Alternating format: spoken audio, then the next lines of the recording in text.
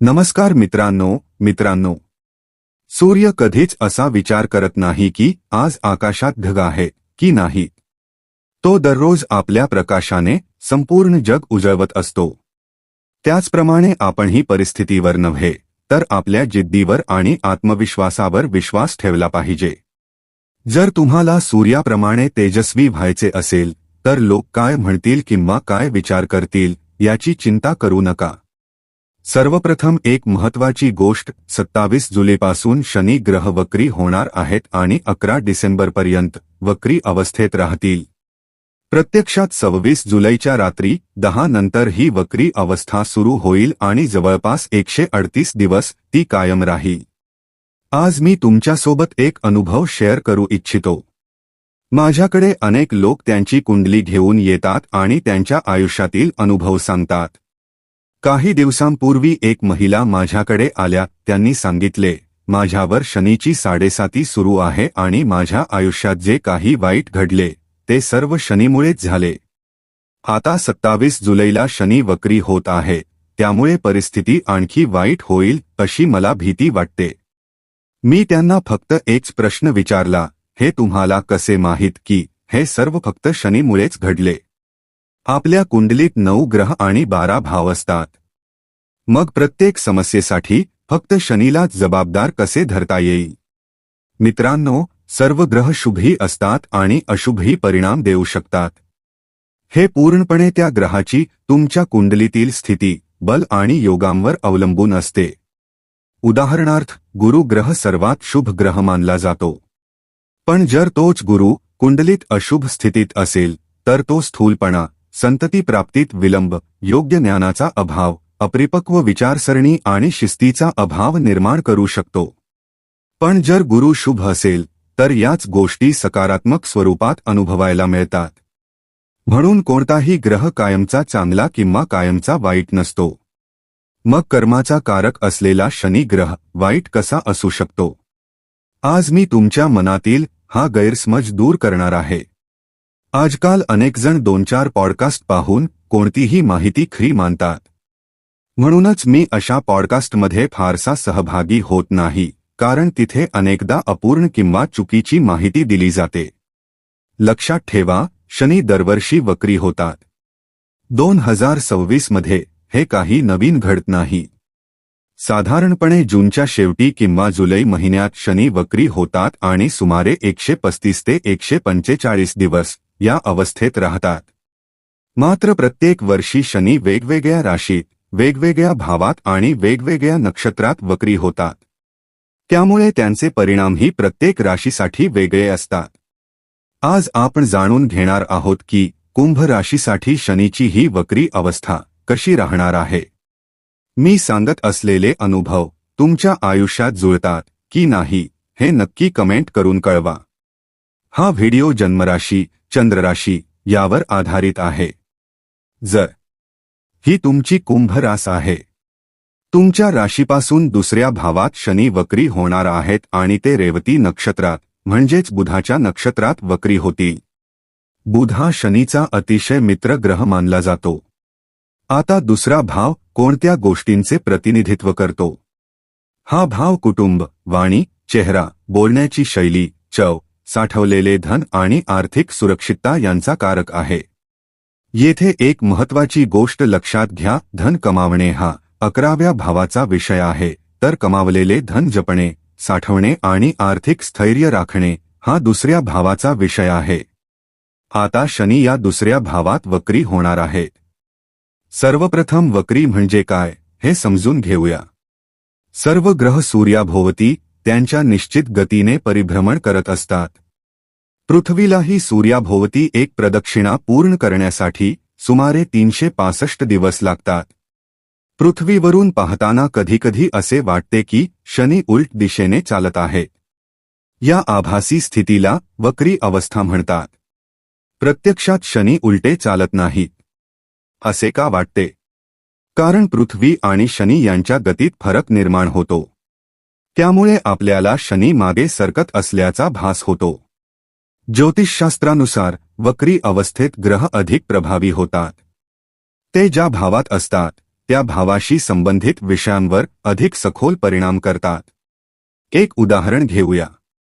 समजा तुम्ही एखाद्या रस्त्याने चालत आहात. सतत चालत राहिलात तर आजूबाजूच्या अनेक गोष्टींकडे तुमचे लक्ष जात नाही. पण जर तुम्ही एखाद्या ठिकाणी काही वेळ थांबलात तर आजूबाजूचे सर्व बारकाईने निरीक्षण करता. याचप्रमाणे शनी दुसऱ्या भावात वक्री होताना अपूर्ण राहिलेल्या कर्मांचे फळ समोर आणण्याचे काम करतात. दुसरा भाव हा कुटुंब, वाणी आणि संवादाचा भाव असल्यामुळे जर तुम्ही मार्च 2025 पासून बोलण्याशी संबंधित एखादे नवीन काम सुरू करण्याचा विचार करत असाल, जसे की शिकवणी घेणे, समुपदेशन, काउन्सेलिंग, सल्लागार म्हणून काम करणे, लोकांशी संवाद साधण्याचे क्षेत्र किंवा वक्तृत्वाशी संबंधित कोणतेही कार्य, तर शनीच्या या वक्री अवस्थेत त्या योजना प्रत्यक्षात साकार होण्याची शक्यता वाढू शकते. कारण जेव्हा शनी वक्री होतात तेव्हा त्याचा अर्थ नेहमी नकारात्मक असाच असतो असे नाही. ही गोष्ट समजून घेणे महत्त्वाचे आहे. अनेक जण फक्त भीती निर्माण करणाऱ्या गोष्टी सांगतात कारण लोक घाबरले की व्हिडिओला अधिक व्ह्यूज मिळतील असा त्यांचा समज असतो. पण आता तुमच्या कुंडलीकडे पाहूया. कुंभ राशीचे स्वामी शनी ग्रह आहेत. ते तुमच्या दुसऱ्या भावात वक्री होत आहेत. त्यामुळे सर्वप्रथम तुमच्या बचतीत वाढ होण्याची शक्यता आहे. आर्थिकदृष्ट्या पैसे साठवण्याची सवय अधिक मजबूत होऊ शकते. यासोबतच या काळात तुम्ही मालमत्ता, जमीन, घर, सोने किंवा इतर कोणत्याही दीर्घकालीन गुंतवणुकीत पैसे गुंतवण्याचा विचार करू शकता. अशा प्रकारची गुंतवणूक होण्याची शक्यता मला बऱ्याच प्रमाणात दिसत आहे. मात्र एक गोष्ट नक्की लक्षात ठेवा. या काळात मज्जातंतूंशी, नर्व्हस संबंधित त्रास, सांधेदुखी, पायांचे विकार, हातांच्या स्नायूंमध्ये वेदना किंवा ताण याकडे विशेष लक्ष द्यावे लागेल. जोपर्यंत शनी वक्री आहेत तोपर्यंत आरोग्याची अधिक काळजी घेणे आवश्यक आहे. आता मला एक गोष्ट सांगा. 29 मार्च 2025 नंतर 7.5च्या या तिसऱ्या टप्प्यात तुम्हाला अशा काही किरकोळ अडचणी जाणवल्या आहेत का? उदाहरणार्थ, मज्जातंतूंशी संबंधित त्रास, घसा, सायनस, वारंवार सर्दी खोकला होणे, तुमच्या बोलण्याच्या पद्धतीमुळे मैत्री, प्रेमसंबंध किंवा विशेषतः कुटुंबामध्ये वाद, मतभेद किंवा गैरसमज निर्माण होणे. अशा प्रकारचे काही अनुभव तुम्हाला आले असतील तर ते लक्षात घ्या.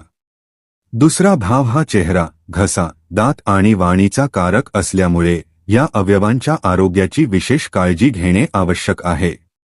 आता या काळातील सकारात्मक बाजू पाहूया. गूढविद्या, ऑकल्ट नॉलेज, अध्यात्म, संशोधन, सखोल ज्ञान आणि उच्च शिक्षण यासाठी हा काळ अत्यंत अनुकूल राहू शकतो. शनीची दृष्टी 4थ्या, 8व्या आणि 11व्या भावावर पडत आहे. यामुळे एक गोष्ट स्पष्ट दिसते की उत्पन्न वाढवण्याबाबत तुम्ही अधिक गंभीर व्हाल. सध्या मिळणाऱ्या मासिक किंवा वार्षिक उत्पन्नात बदल करण्याचा विचार कराल. तसेच अतिरिक्त उत्पन्नाचे नवीन स्रोत निर्माण करण्यासाठी मनापासून प्रयत्न कराल.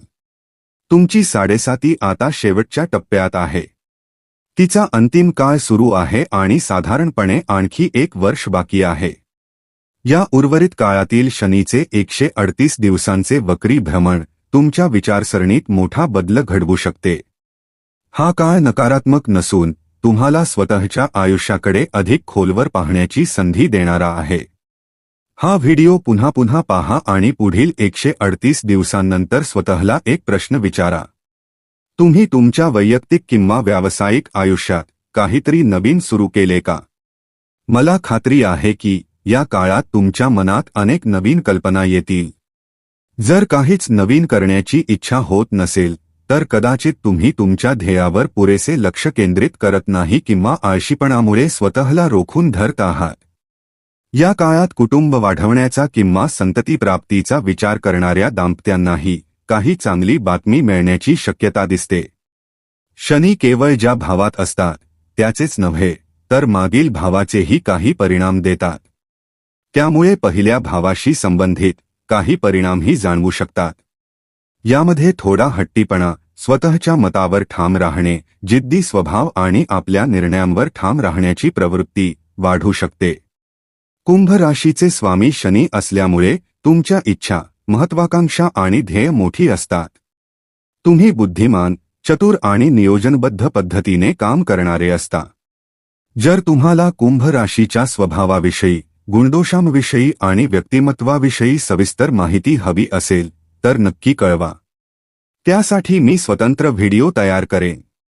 पहिल्या भावाचे परिणाम मिळाल्यामुळे काही लोकांमध्ये अतिविचार, ओव्हरथिंकिंग करण्याची सवय वाढू शकते. उदा. असं केलं असतं तर, तो निर्णय घेतला नसता तर, यापेक्षा आणखी चांगला पर्याय होता का, अशा प्रकारचे विचार वारंवार मनात येऊ शकतात. जसे एखाद्याने फॉर्च्युनर घेतली तरी नंतर वाटते की BMW घेतली असती तर अधिक चांगले झाले असते, किंवा स्कॉर्पिओ घेतल्यानंतर थार घ्यायला हवी होती असे वाटू शकते. म्हणजेच मिळालेल्या गोष्टीत समाधान कमी आणि आणखी चांगल्या पर्यायाचा विचार अधिक करण्याची प्रवृत्ती दिसू शकते. विद्यार्थ्यांसाठी हा काळ मोठी स्वप्ने पाहण्याचा आणि त्यासाठी मेहनत घेण्याचा आहे. कारण गुरु ग्रह उच्च राशीत असून 12व्या भावावर दृष्टी ठेवत आहेत आणि शनीवरही त्यांची शुभ दृष्टी आहे. त्यामुळे शनीचे वक्री भ्रमण पूर्णपणे अशुभ कसे असू शकते. गुरु ग्रह शनीच्या परिणामांना संतुलित करण्याचे काम करतात. विशेषतः परदेशाशी संबंधित शिक्षण, नोकरी किंवा इतर संधींसाठी हा काळ चांगला ठरू शकतो. आता उपायांविषयी बोलूया. सर्वात महत्त्वाचे म्हणजे नेहमी सकारात्मक विचार ठेवा. मन आणि विचारशक्तीपेक्षा मोठी शक्ती दुसरी नाही. दररोज शनीचा बीज मंत्र ओम प्रा प्री प्रौं सरः शनैश्वराय नमः याचा 108 वेळा जप करा. तसेच दररोज हनुमान चालिसाचे पठण करा. विष्णू सहस्रनाम ऐका किंवा पठण करा. दररोज सकाळी तांब्याच्या लोट्यातून उगवत्या सूर्याला अर्घ्य अर्पण करा. हे उपाय तुमच्यासाठी अत्यंत लाभदायक ठरू शकतात. कुंभ राशीच्या व्यक्तींनो, पुढील 138 दिवस तुमची खरी परीक्षा देखील असतील आणि तुमच्या आयुष्यातील सर्वात मोठी संधीही. जो या काळात स्वतःवर विश्वास ठेवेल, मेहनत करेल आणि योग्य निर्णय घेईल, त्याला यश मिळण्यापासून कोणीही रोखू शकणार नाही. त्यामुळे स्वतःवर विश्वास ठेवा, सकारात्मक राहा आणि महादेवांच्या कृपेवर श्रद्धा ठेवा.